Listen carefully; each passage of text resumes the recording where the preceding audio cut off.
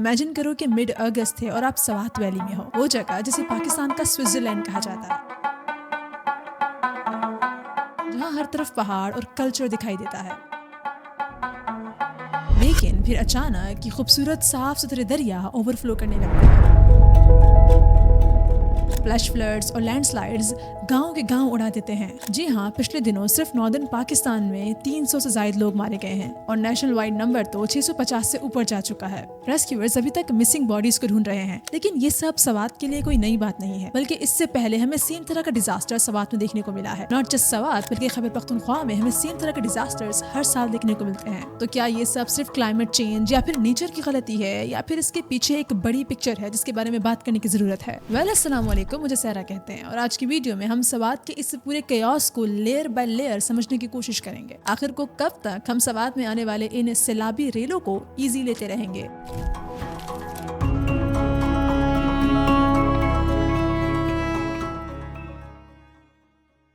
सबसे पहले हम बैकग्राउंड समझ लेते हैं। सवात और खैबर पख्तूनख्वा के इलाके पिछले कई सालों से फ्लड्स का शिकार हैं। याद है 2010 का सुपर फ्लड पाकिस्तान का 5th हिस्सा डूब गया था। 1700 से ज्यादा डेथ्स हुई थी। 20 मिलियन डिस्प्लेस हो गए थे। लैंडस्लाइड्स की वजह से घर जमी बोस हो चुके थे। Enormous difficulty and challenges for the government to move even the basic good from one place to the other. और फिर 2022 में अनदर मॉन्स्टर मॉनसून नियरली 1700 के करीब जाने गई। हिस्ट्री का सबसे वर्स्ट फ्लड माना जाता है। सवात फिर से बुरी तरह से तबाह हो गया था। The summer heat wave that's come months earlier than usual has been melting glaciers in the Himalayas. और अब 2025 में लेट जून से शुरू हुए मिड अगस्त पीक पे इस दफा क्लाउड बर्स्ट की वजह से इंसेन रेन डंप हमें देखने को मिली, जो कि घंटों तक होती रही। ये सब सिर्फ सवात में नहीं, बल्कि बुनीर, बाजोड़, गिलगित बल्तिस्तान तक पानी के अंदर है। The deadly floods in Pakistan. Swat में रात भर शदीद बारिश जारी रही। And heavy rain across Pakistan's Punjab province has caused flooding, killing at least 63 people. Well, more than 300 people have been killed after intense rain triggered flash flooding in India and Pakistan. अब ये सारी situation देखने के बाद ऐसा महसूस होता है कि हम हिस्ट्री में फंस चुके हैं। बार बार एक ही चीज रिपीट होती जा रही है बिना किसी सॉल्यूशन के। तो अब जरा इस पूरे साइकिल को समझने की कोशिश करते हैं कि ये हर साल रिपीट क्यों होता है। अब पॉइंट ये है कि सवात बिल्कुल एक नेचुरल फनल की तरह है। उसके दोनों तरफ हिमालय है और फिर बीच में नैरो रिवर्स हैं, जो कि सारा पानी फ्लो कर नीचे की तरफ लाते हैं। अब ये पूरा स्ट्रक्चर इसलिए नुकसानदेह है कि जब बारिश होती है तो पानी को निकलने का रास्ता नहीं मिलता, और जब पानी को निकलने का रास्ता नहीं मिलता तो सारा पानी एक जगह जमा होता है और उसके नतीजे में हमें सैलाबी सूरत हाल देखने को मिलती है। इस सब में खतरा ज्यादा तब बढ़ जाता है जब जुलाई और अगस्त का मॉनसून हैवी रेन्स लेकर आता है। अब जो मॉइस्ट एयर यानी कि जो गीली हवा है वो इंडियन ओशियन से हमारे माउंटेन्स तक सफर करती है। जब ये गीली हवा पहाड़ों से टकराती है तो ऑर्ग्राफिक लिफ्ट के चलते हुए हैवी रेन एकदम सडन गिरती है। अब जो ओवरऑल टेम्परेचर रहता है गर्मियों में, हर 1 डिग्री के साथ हवा का मॉइस्चर और भी ज्यादा बढ़ जाता है। कह सकते हैं कि टेम्परेचर के हर 1 डिग्री के साथ हवा में मौजूद मॉइस्चर 7% एक्स्ट्रा हो जाता है। तो जाहिर है जब ये गीली हवा पहाड़ों से टकराती है तो हमें एक साथ बहुत सारा पानी बरसते हुए दिखता है, यानी कि क्लाउड बर्स्ट देखने को मिलता है। 100 to 200 मिलीमीटर तक की रेन हमें एक ही घंटे में देखने को मिलती है। और सवात में अभी अगस्त में कुछ ऐसा ही हुआ था। अब जब ऊपर इतनी तेजी से पानी बरसता है तो वो सीधा नीचे की तरफ फ्लो करता है और नीचे 20 to 40 किलोमीटर पर आवर की स्पीड से आता है। अब जाहिर है ऊपर की तरफ से जब पानी नीचे आता है तो वो सिर्फ पानी तो नहीं आता ना, बल्कि डिब्रीज, पत्थर, मिट्टी तक साथ लाता है। तो जब ये सब कुछ पानी में शामिल हो जाता है तो नीचे पानी और स्पीड से और खतरनाक तरीके से आता है और फिर ये खतरनाक पानी नीचे मौजूद घरों को हिट करता है, होटल्स को हिट करता है, जिसके नतीजे में हलाकतें होती हैं और हमें तबाही दिखाई देती है। और फिर जाहिर है इस फ्लो को और भी ज्यादा खतरनाक बना देता है ग्लेशियर्स के मेल्ट होने के बाद निकलने वाला पानी। और ग्लेशियर्स के मेल्ट होने के बारे में मैं अपनी लास्ट 2 वीडियोस में बात कर चुकी हूँ, जहाँ पर मैंने ओवरऑल पानी के फ्लो एंड गर्मी के बारे में बात की थी। क्लाइमेट चेंज यानी कि जमीन के तेजी से गर्म होने की वजह से पाकिस्तान इस वक्त काफी वल्नरेबल स्टेट में है। इसलिए पाकिस्तान में हर साल गर्मियों में मॉनसून सुपर चार्ज होकर आता है। इस साल भी पिछले साल के मुकाबले में 50 से 60% एक्स्ट्रा बारिश देखने को मिली है। ये सारे खतरे वाले हालात कोई नए नहीं है। इस बात का अंदाजा आप 2022 की एक फ्लड स्टडी से लगा सकते हैं। इसके मुताबिक ग्लोबल वार्मिंग ने रेन्स को 50% ज्यादा डिस्ट्रक्टिव बना दिया है, यानी कि नुकसानदेह बना दिया है। सो इन टोटल सवात की जो खूबसूरती है वही उसके लिए कर्स बनी हुई है। जहाँ पर सवात को एक अच्छी तफरीगाह बनाने के लिए वहाँ पर होटल्स वगैरह बनाए हैं, वहीं पर हर साल मानसून में जब ये तूफान आते हैं, जब ये बारिशें होती हैं, जब ये सैलाब आते हैं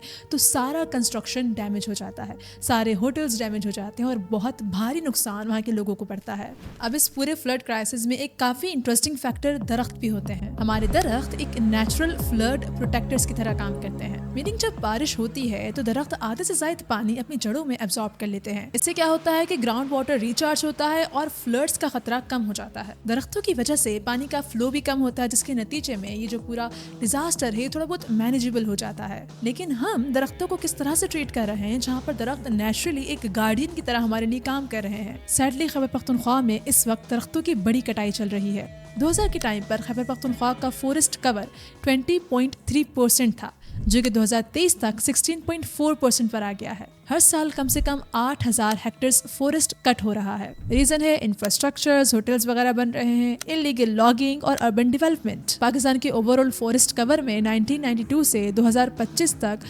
18% कमी आई है। 3.78 मिलियन हेक्टेयर से हमारे पास अब 3.09 मिलियन हेक्टेयर्स तक दरख्त या फिर फॉरेस्ट रह चुका है।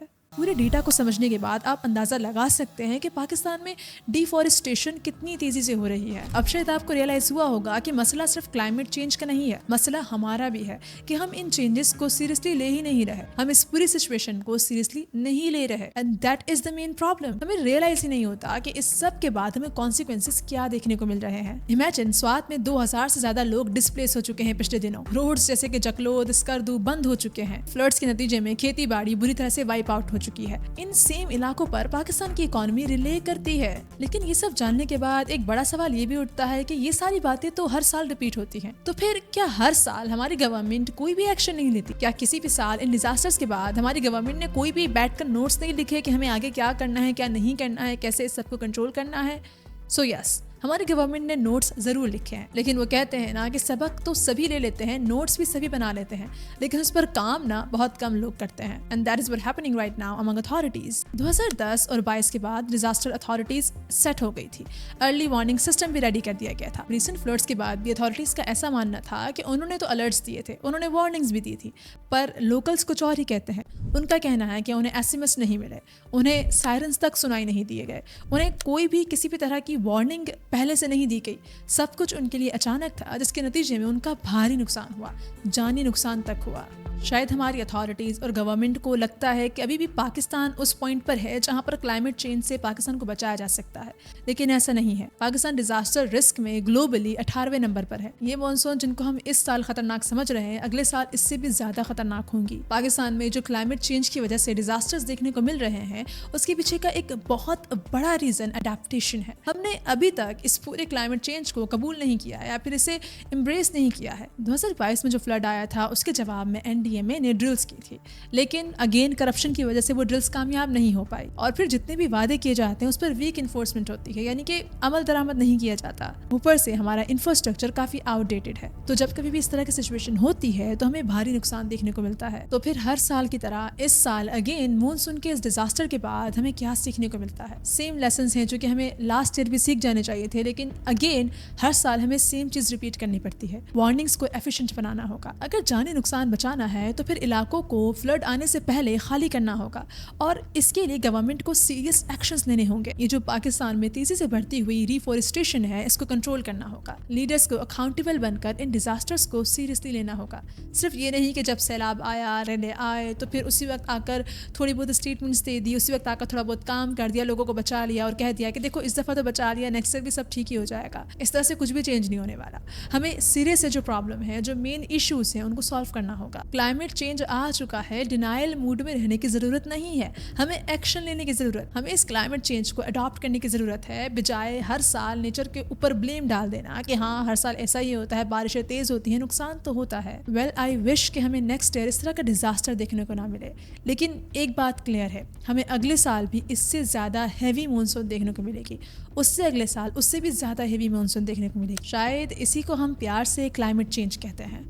Well, what do you think about it? Let me know in comment section. अब मिलते हैं अगले वीडियो में। अपना बहुत सारा ख्याल रखिए and yes, thanks for watching. अल्लाह हाफिज़।